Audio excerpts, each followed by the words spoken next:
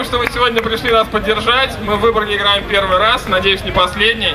Нам очень приятно видеть вас всех вот в таком количестве. Это, правда, очень приятно.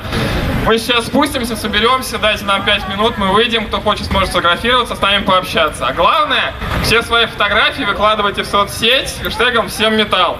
Всем металл!